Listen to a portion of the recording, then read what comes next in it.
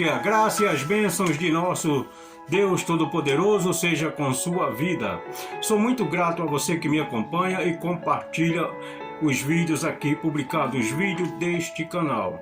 E se você é a primeira vez por aqui, já quero te convidar a deixar o seu like. E também, se você não me conhece, sou o pastor Reginaldo Pessoa e estou muito feliz por sua vida e por você estar aqui. Não pula este vídeo não, assiste ele até o final. Neste vídeo discorrer sobre os segredos da igreja de Laodiceia.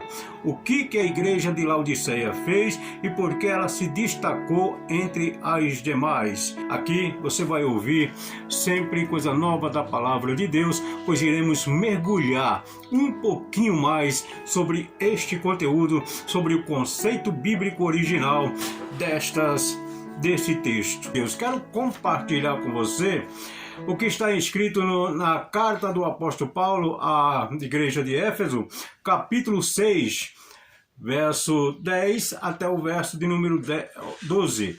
Iremos ler o verso 10, o 11 e o 12. Carta do apóstolo Paulo aos Efésios, capítulo 6, verso 10 até o 12. Diz assim a palavra do Senhor: No demais, irmãos meus, fortalecei-vos no Senhor e na força do seu poder. Revesti-vos de toda a armadura de Deus, para que possais estar firmes contra as astutas ciladas do diabo. Pois não temos que lutar contra a carne e o sangue, e sim contra as potestades, e sim contra os principados, contra as potestades, contra os poderes deste mundo tenebroso, contra as forças espirituais da maldade nas regiões celestes. Em toda a Bíblia encontramos o desenvolver do plano de Deus para a salvação humana, mas também encontramos em toda a Bíblia o desenrolar das estratégias de Satanás para impedir o desenvolvimento e a realização deste plano de Deus, deste projeto de Deus, que é alcançar todo ser humano, todo homem que habita sobre a terra.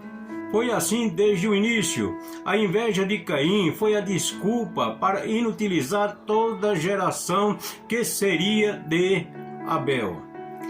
Então, o que aconteceu ali, aquele primeiro incidente relatado lá em Gênesis, foi para que a geração de Abel não viesse a se desenvolver e, portanto, o plano de Deus não alcançasse a humanidade. O nascimento de Moisés, apesar da ordem de Faraó, mas ele foi escondido, foi colocado num cesto betumado e ali lançado no Rio Jordão.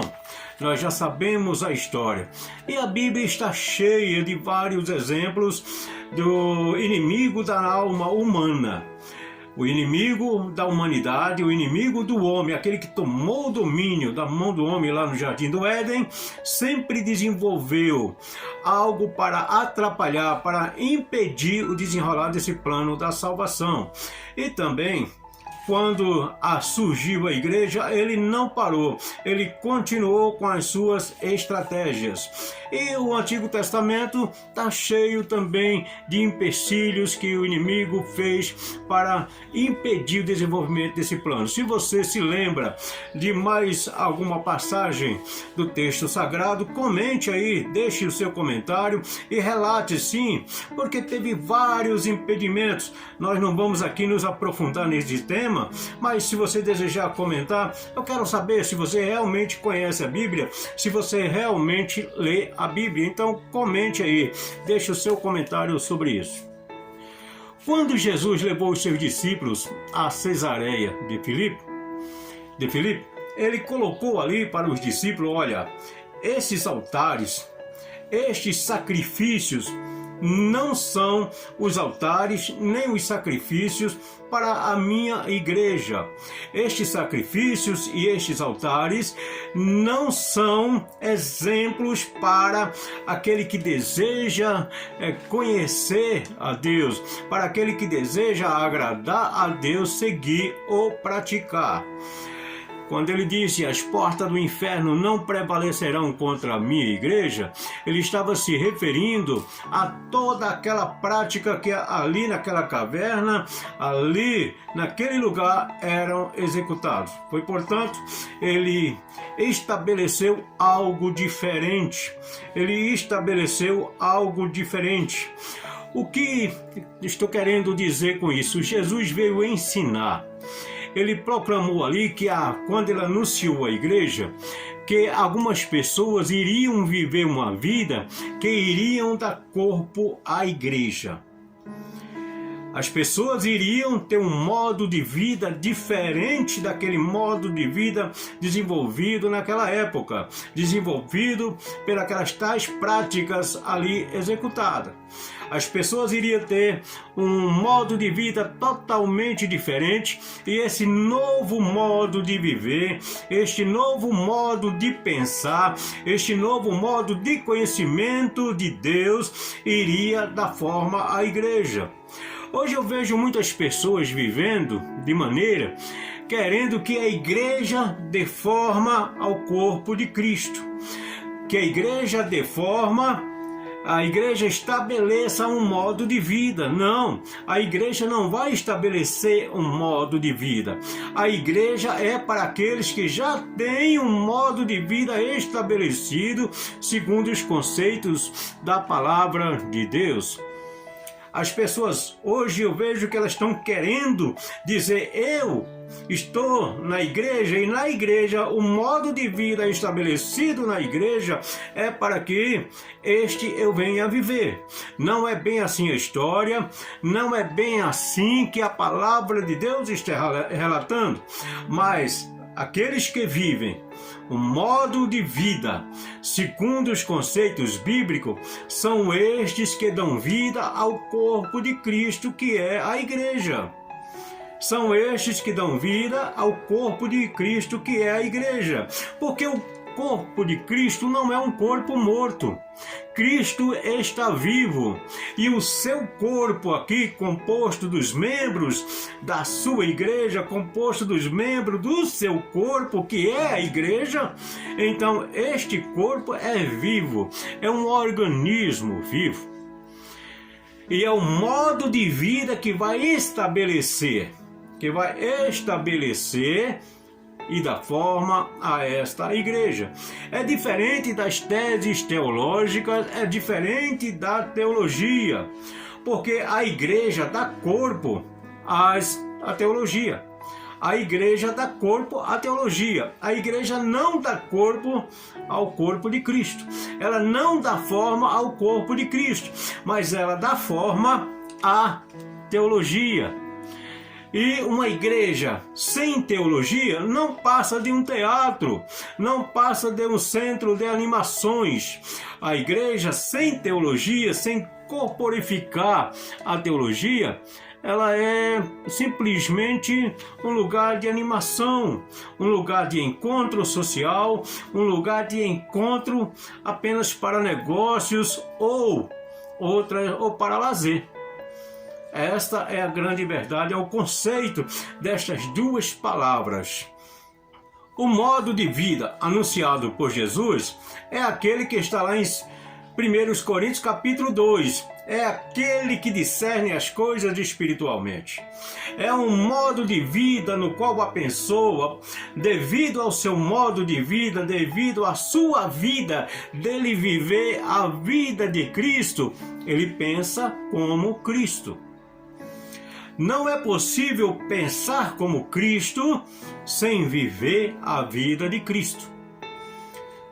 Sem viver a vida de Cristo é impossível pensar como Cristo. Não há tese teológica, não há sabedoria humana, por isso que Paulo falou, não há sabedoria humana. Falamos aqui a sabedoria entre perfeitos, mas não é a sabedoria humana, porque ele estava se referindo à sabedoria que vem do alto, a sabedoria ensinada pelo Espírito Santo de Deus. É essa a diferença que nós vamos ver mais na frente, que as igrejas da Ásia, relatadas ali no livro de Apocalipse, não notaram, não viveram. não estabeleceram para si, foram abrangendo todos os modos de vida dentro de si. Por isso que o apóstolo Paulo diz: não vivo mais eu, já estou crucificado com Cristo, não vivo mais eu, mas a vida que agora vivo-a no poder do Filho de Deus. Ou seja, ele está dizendo: eu vivo a vida de outro. Eu não vivo mais a minha vida, eu não vivo mais os meus desejos, eu não vivo mais a minha carne. Eu mortifico os meus desejos, eu mortifico a minha carne. Eu vivo a vida de Cristo. Essa é a posição que o apóstolo Paulo relata lá em Gálatas 2, verso de número 20. Essa é uma das primeiras estratégias de Satanás contra a igreja, é que as pessoas queiram formar um estilo de vida conforme para dar corpo à igreja. Para dar corpo à igreja, eles querem transformar a igreja no seu estilo de vida, que a igreja estabeleça a sua vida, que a igreja estabeleça o seu viver. E é muito pelo contrário, nós devemos viver a vida de Cristo, e esta vida é que vai formar, que dá corpo à igreja de Cristo. Querer Deus, mas não querer conhecê-lo. Querer Deus, mas não querer conhecê-lo.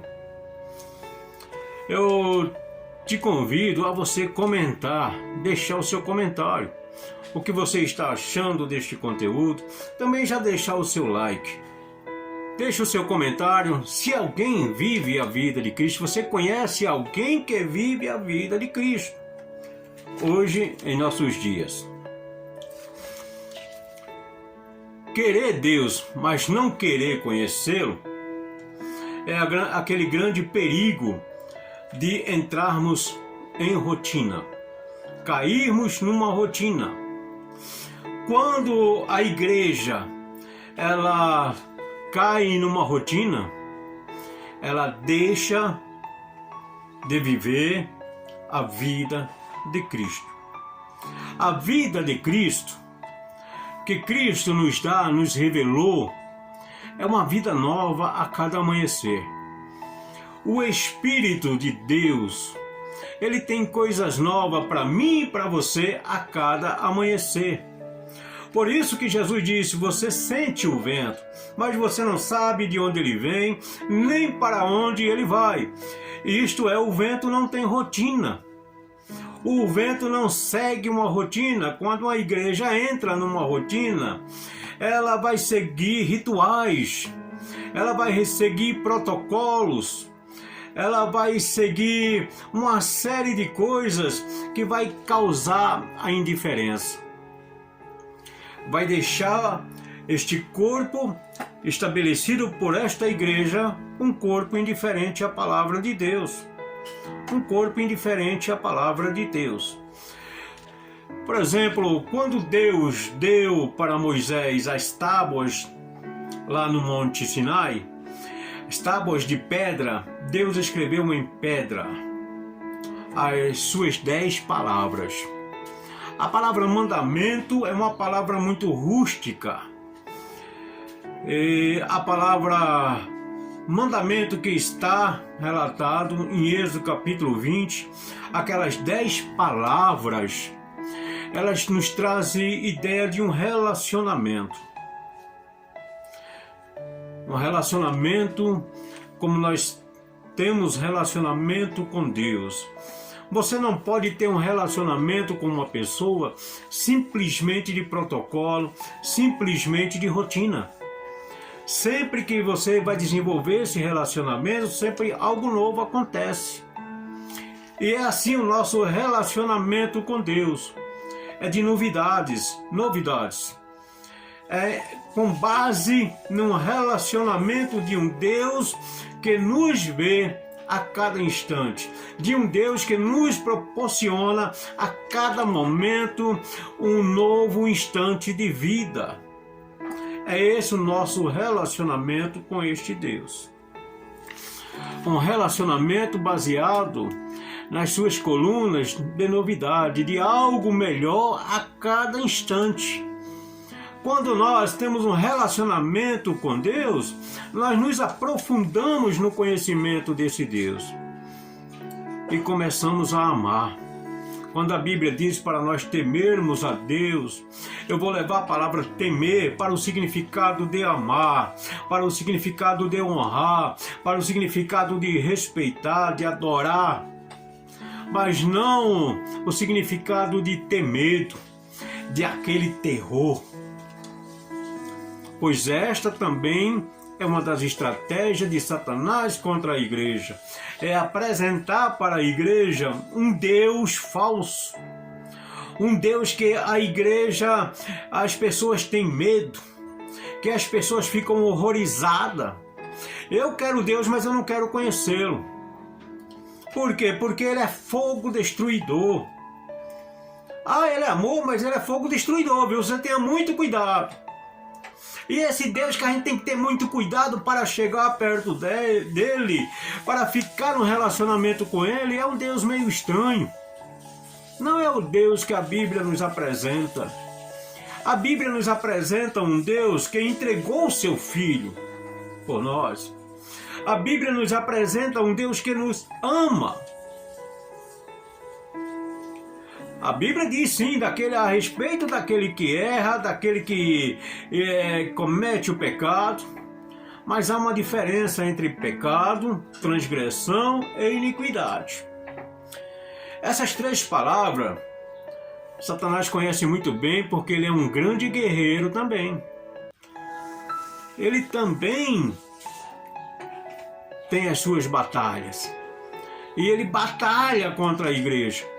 E é isso que o apóstolo Paulo está dizendo. Nós queremos muitas vezes levar para o terreno da nossa batalha a batalha da carne, a batalha do sangue. E a Bíblia diz que nós temos que lutar contra os principados, contra as potestades, contra os dominadores deste mundo tenebroso nas regiões celestes. O que isso quer dizer? Ele também lança os seus dados, ele também tem o seu exército.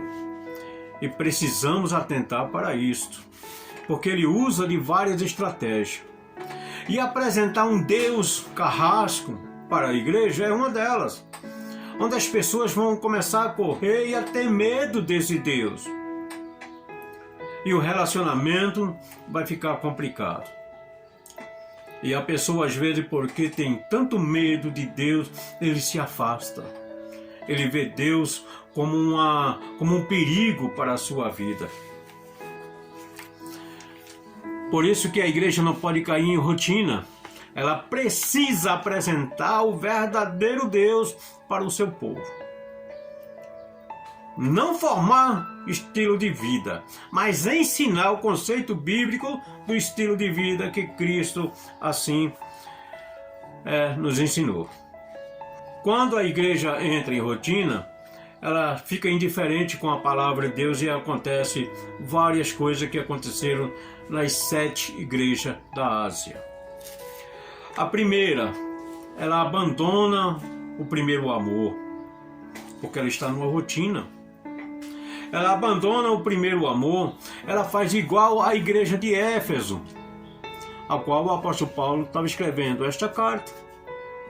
A igreja que abandonou o primeiro amor, ela enriquece, ela constrói grandes templos, ela investe em fazendas, ela investe em tantas coisas e investe pouquinho no reino de Deus. Ela investe em imóveis, ela investe em riquezas e não investe no ser humano. Ela junta tesouro para si aqui. Ela junta tesouro para si. Jesus disse, olha, não temos que juntar tesouro para nós aqui. Nosso tesouro temos que juntar em outro lugar, não é aqui. Então é muito bom ter uma igreja bonita, estrondosa, maravilhosa, mas o investimento melhor é o investimento no reino de Deus. Por isso que ele falou para a igreja, tu és rico, tu és pobre, mas tu és rica. Ele estava se referindo à igreja de Esmirna. Quando ele disse que a igreja de Esmirna era uma igreja pobre, mas era rica, ele estava se referindo a este fato. Ou acontece também o que aconteceu com a igreja de Pérgamo, elas se corrompem com os ladrões, com os falsos mestres e com os mercenários. Ela deixa que esse trono, seja construído em seu meio. Ou também como a igreja de Tiatira, fica com a indiferença entre a prostituição e a idolatria e permite em seu esbojo esse desenvolvimento que é tão maléfico para o reino de Deus. É o que nós estamos vendo em muitos lugares hoje. A prostituição é algo normal, o adultério é algo normal, a idolatria também, o culto à imagem humana, o culto à celebridade, e assim vai. A igreja de Tiatira, ela fez exatamente isto. Ela não identificou essa prática como um mal, e aí o Senhor a reprovou. A igreja de Sardes era aquela igreja que não mudou. Ela veio para Cristo, mas trouxe a vida que vivia antes. Ela continuou na mesma vida. Ela não identificou diferenças a partir da palavra de Deus. Ela não identificou diferenças para apresentar algo que fosse aprovável. Então, diante disto, o Senhor disse: estás morto, continuas morto. A mesma vida de lá, morto em pecado e iniquidade, estás vivendo aqui. Mas tem um pouquinho entre vocês aí que não está morto, então não deixa que esses pereçam também. Precisamos colocar a mão na consciência e ver se não estamos em lugar assim. Se não estamos onde ainda existem algumas pessoas que estão vivas, e precisamos confirmar, não deixar que elas morram, não deixar que elas pereçam. A igreja de Laodiceia é aquela igreja morta, morna. Serve a dois deuses, serve a Deus, serve ao diabo e não serve a nenhum dos dois. Essa é o retrato de uma igreja morna. Ela fica, nem é quente nem é fria. Ela serve aos dois e não serve a ninguém. A outra estratégia de Satanás é vencer o concorrente por qualquer meio. Por quaisquer meios está valendo. Está valendo vencer por qualquer meio. Pode mesmo até ser abatendo o concorrente. Essa é uma das estratégias dele. Então, como servos de Deus, precisamos viver a vida de Cristo e ser vigilante para não sermos abatidos.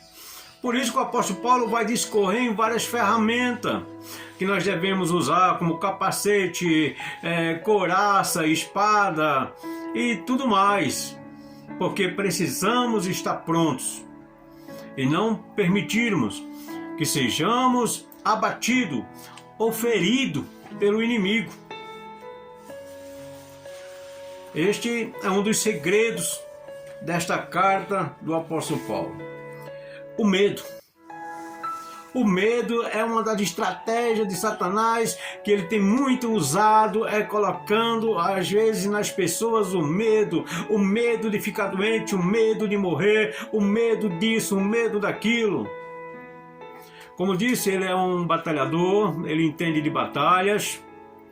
E na mitologia grega existe o deus Ares, que era o deus da batalha. Ele consequentemente, não era muito bom em batalha, mas ele tinha 2 filhos, porque ele teve um relacionamento com Afrodite. E um de seus filhos era o deus Phobos, era o deus do medo. e o Deus Deimos, que era o Deus do terror, o Deus do desespero. E quantas pessoas hoje estão vivendo desesperadas? Estão desesperadas porque esses filhos do Deus Ares, eles pegavam na carruagem e iam na frente. Aí, quando o Deus Ares chegava, era mais fácil vencer a batalha, porque o medo e o desespero já estavam espalhados ali entre aqueles povos que, segundo a mitologia, não estou pregando a mitologia, mas pegando como exemplo para que nós possamos despertar e entender as estratégias que ele usa para abater a verdadeira Igreja de Cristo. Deixe no seu comentário, comente aí, eu quero saber se você está gostando e o que você está achando deste conteúdo. Nós precisamos interagir, então deixe também o seu like. Infiltrados, como já falamos anteriormente, também é uma estratégia, ele treinar pessoas para se infiltrar na igreja.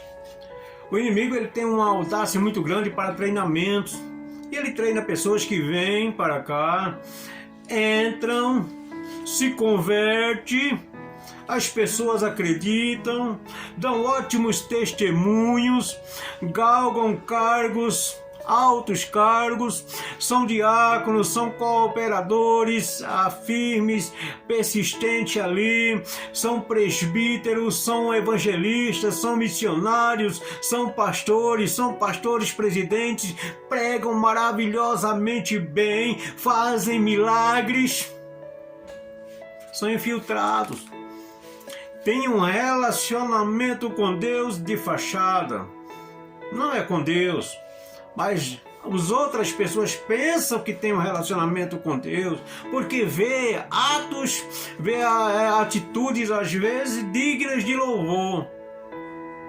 Aí que está o grande perigo. Aí é que está o grande perigo. Isso faz nos lembrar que alguns países, teve um país aí, um departamento de polícia precisava descobrir o que estava acontecendo em alguns grupos contrários, treinou uma certa esquadra de policiais ali, e um dos policiais se infiltrou num grupo contrário e conviveu com uma mulher ali, se casou com ela, teve filhos, e no final da história, até os seus filhos, a mulher teve que passar por um tratamento psicológico, porque houve um relacionamento, houve nascimento de filho, foram vários anos ali, e essa pessoa teve um relacionamento todo de fachada. A igreja também está cheia disso aí. A igreja está cheia disso aí. Mas são pessoas que querem que a igreja dê forma ao seu modo de vida. Porque hoje o grande perigo é isto.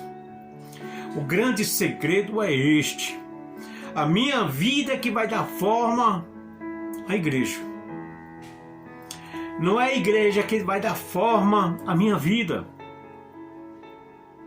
Não é que nós não precisamos de igreja, a igreja é necessária. Não tem como ser membro do corpo de Cristo aqui, ter comunhão com os demais, fora do terreno, do âmbito da igreja. O grande perigo é quando a igreja ela vira uma instituição religiosa. É quando ela sobrepuja na sua denominação, no seu poder denominacional, para sobrepujar, para implantar um estilo de vida. A esse estilo de vida implantado por esta igreja vai precisar de protocolo, vai precisar de rituais, é o que está acontecendo hoje em dia. Nós pregamos bonito, ensaiamos muito.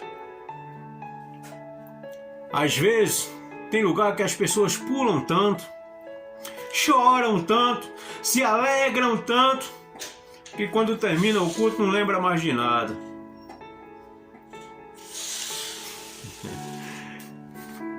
Amanhã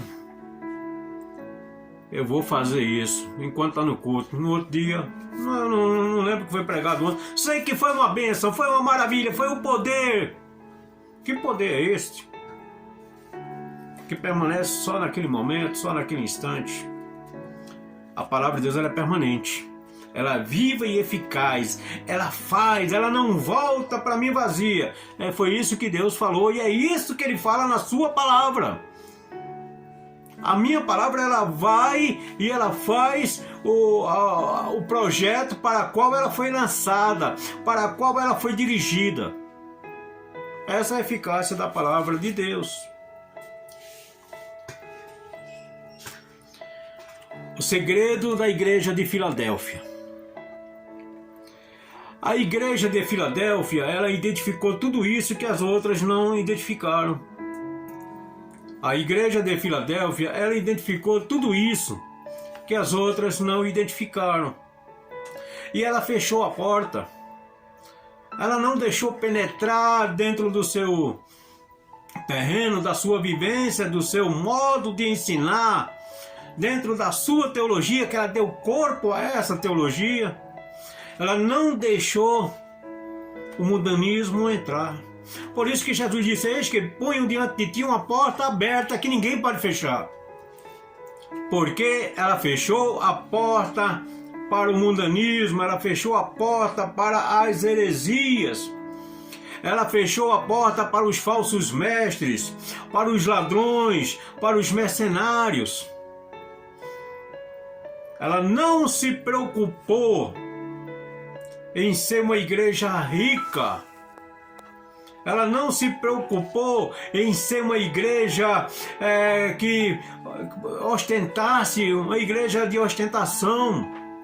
Ela se preocupou em investir, em não negar o nome de Cristo e guardar a palavra. Apesar das perseguições, apesar do inimigo tentar penetrar, usar disfarce, usar ameaça, usar tudo isso que foi falado e muito mais ainda, mas ela segurou, ela não negou o nome de Cristo e guardou a palavra de Deus.